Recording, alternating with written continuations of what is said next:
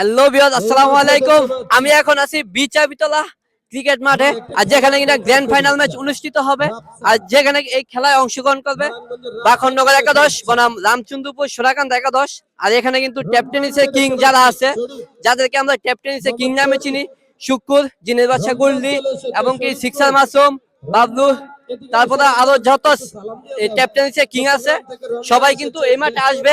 আর মাঠের চারপাশে কিন্তু দর্শক কিন্তু মনে করেন যে এখনই ভিড় হইতেছে, বেলা 11টার মধ্যে খেলা শুরু হয়ে যাবে। তো যারা যারা আসেন নাই অবশ্যই আসবেন। আর এই মাঠে কিন্তু এই মাঠের লোকেশনটা হইতেছে ব্রাহ্মণ চাবিতলা, যেটা কিনা মুরাদনগর উপজেলা ব্রাহ্মণ চাবিতলা। এই ক্রিকেট মাঠটা খুব সুন্দরভাবে সাজানো হয়েছে।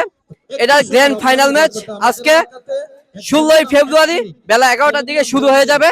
আর এই পাশে দেখতেছেন স্টেজ, এই পাশে দেখতেছেন স্টেজ। আর যদি ফ্রিজটা যদি দেখাই, একটু ফ্রিজটা দেখাও। এত সুন্দর ইন্টারন্যাশনাল মাঠের ফ্রিজ যেরকম হয় ঠিক এরকমই কিন্তু এই ফ্রিজটা করা হয়েছে।